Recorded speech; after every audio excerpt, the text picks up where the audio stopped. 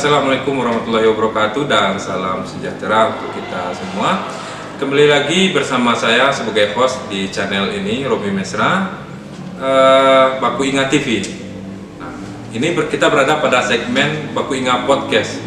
Nah, untuk narasumber kita kali ini salah satu yang spesial juga di program studi pendidikan sosiologi. Enci Sekretaris Prodi Pendidikan Sosiologi FIS Unima, Enci Dr. Veronica Salem MSI.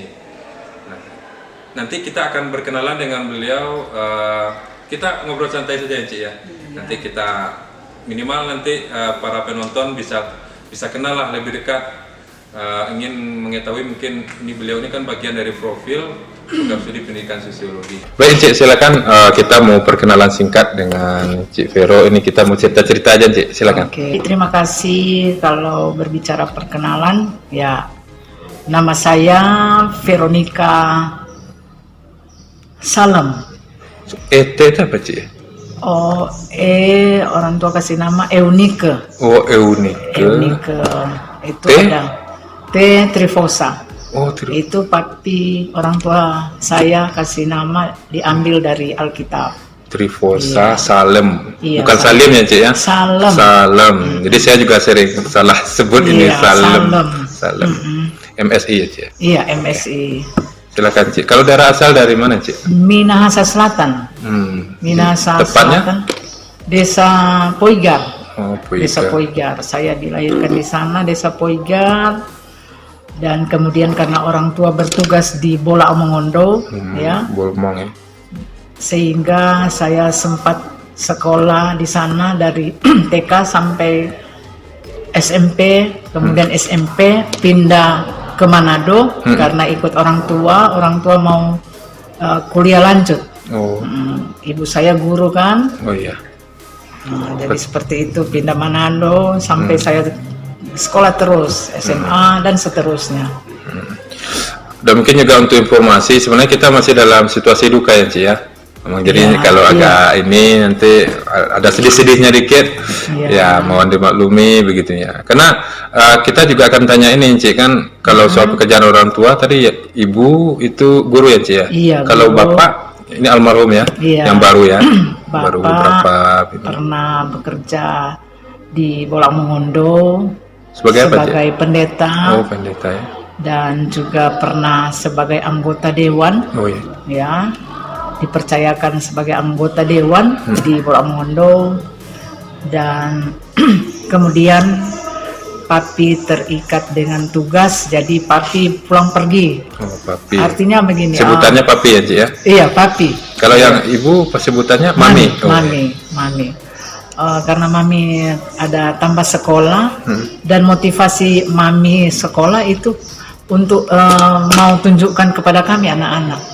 Jadi mami bilang, mami sekolah ini untuk kamu juga, memotivasi supaya kamu sekolah. Dan memang benar, mami sekolah memberikan kami termotivasi untuk sekolah. Dan itu modal. Orang tua bilang biar tidak ada harta, tapi itu sekolah pendidikan itu sangat mahal dan merupakan harta. Jadi kami kakak beradik termotivasi dengan dorongan orang tua. Jadi, berarti SMA sudah di Manado Cik? Iya SMP. Mulai SMP kelas 3, kebetulan mami mau tambah studi, nah kita dibondong ke Manado. Manado, Kota Mobagu itu jarak 200 kilo itu, jadi perjalanan dulu itu 3 jam. Berarti tadi yang kampung kelahiran itu Minahasa ini aja ya? Iya, Minahasa. Minahasa Selatan. Minahasa Selatan, Minsel ya, Poiga itu ya. Kemudian karena papi setelah dapat tugas ke Bola Omongondo, nah kita dibesarkan dari SMP baru ke Manado lagi. Iya. Kenapa? Berarti tidak balik ke Poiga ya Ci? Sudah tidak. Oh, beli rumah di Manado? Iya. Atau di Kota Mobagu? Ya enggak, pas SMP. Oh, karena cuma temporer. Iya. Jadi kita ya kontrak rumah karena nanti kan balik lagi. Tapi saya sudah tidak balik lagi, cuma pulang pergi karena sudah lanjutkan studi. Berarti menetap di Manado nyandak bolak-balik lagi sejak kapan itu Cik? Kelas berapa Cik? Atau sudah kuliah ya? Ya sudah kuliah sampai nikah, sudah tinggal apa? Pergi Papi aja. sudah nyandak di sana lagi di Bolmong? Masih, Oh, masih juga? masih. Oh, Nanti begitu. sudah pensiun. Oh ya, Nah, itu kalau di gereja kita dibilang emeritus. emeritus pensiun. Tapi pendetanya kan di mata Tuhan tidak ada mau pensiun, Pensiunnya tapi enggak. organisnya, organisasi gereja Oh, ya. ya, pensiun. Mami juga sudah pensiun. Berarti S1 Encik ini memang dibiayai oleh orang Iya. tua yang guru tadi dan pendeta Iya. itu Encik ya? S1 sampai S2 ya dibantu, sampai S3 biaya sendiri. Nah itu karena itu papi almarhum saya memang semangatnya, sportnya besar bagi kami kakak beradik supaya sekolah. Papi bilang mau jual harta itu apa, kebun atau apa silakan. Lebih baik kita berkebun di ini. Papi bilang berkebun di Kepala di apa? di Otak. otak ya. Jadi Pendidikan itu, lah intinya ya sih. pendidikan itu yang saya banyak benih-benih pendidikan, baik pendidikan spiritual agama maupun untuk masa depan kita itu banyak dibekali oleh. Ini kan sekarang Cik sudah jadi dosen ya Cik ya? Iya, Ini udah PNS ini kan? sudah. Nah, sudah PNS. Kita mau dengar nih ceritanya Cik. Kira-kira apakah menjadi PNS ini atau dosen ini merupakan hal yang mudah bagi Encik? Atau mungkin ada juga perjuangan Encik, suka dukanya yang kita tidak ketahui Encik atau penonton tidak ketahui? Perjuangan saya kira tidak semudah yang dibilang Neromi ya. Ya. Pasti tidak simsalabim. Nah, ya. Ada proses. Gimana Cik? Iya, Boleh. waktu saya lulus dulu IKIP kan, IKIP Oh, waktu Cik itu Manado ya. eh, Yang di Unima mana? ini sekarang ya Cik ya? Iya, setelah dikonversi menjadi universitas. Iya. Nah, setelah konversi IKIP sudah pindah di Tondano. Dulu IKIP masih di Manado. Waktu itu masa saya itu dikaderkan jadi dosen dan waktu itu kita ada berapa yang dikaderkan. Waktu itu saya sudah pulang ke Mola Mongondo. Sebetulnya saya tidak suka jadi dosen, Sukanya? tapi jadi guru saja. Oh. Sudah melamar jadi guru, tiba-tiba dari jurusan waktu itu pendidikan sejarah. Saya kan dulu pendidikan sejarah. Itu masih S1 Cik? Iya, S1. Jadi dosen? Iya, dari S1.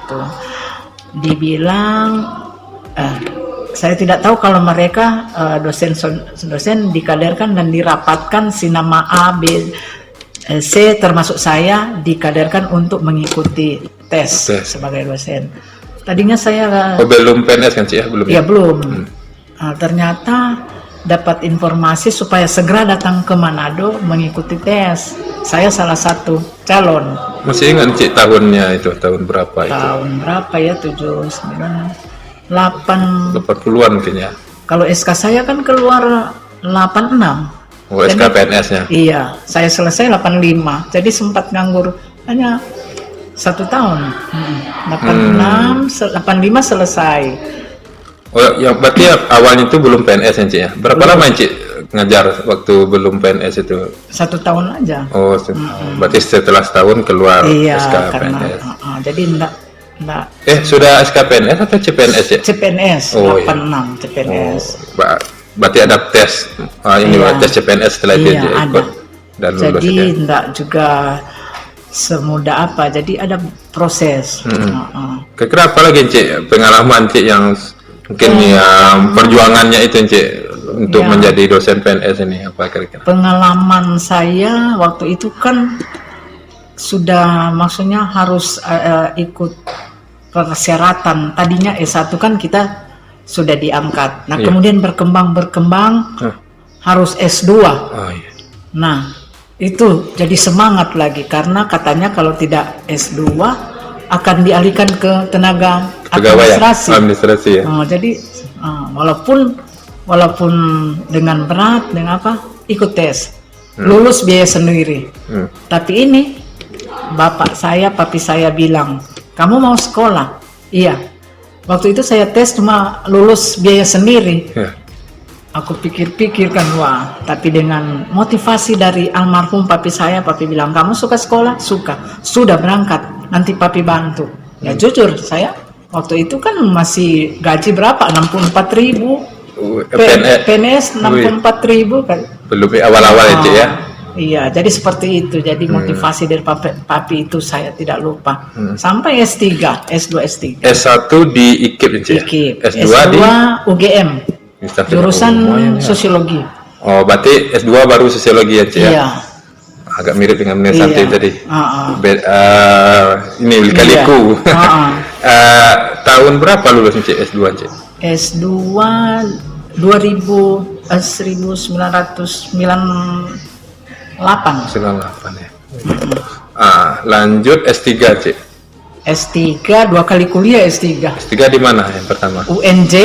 Tapi karena sudah sudah kandidat doktor, tapi karena ndak linear, dengar-dengar kan ndak. Jurusan apa Cik ambil? Manajemen pendidikan, jauh sama kan? dengan Cik Menir Santi ya, manajemen S3 ya? Ya, tapi dia SDM mungkin. Oh iya gitu ya. Terus gimana ulang awal lagi? Ya ulang dari awal, pindah Malang, ilmu sosial.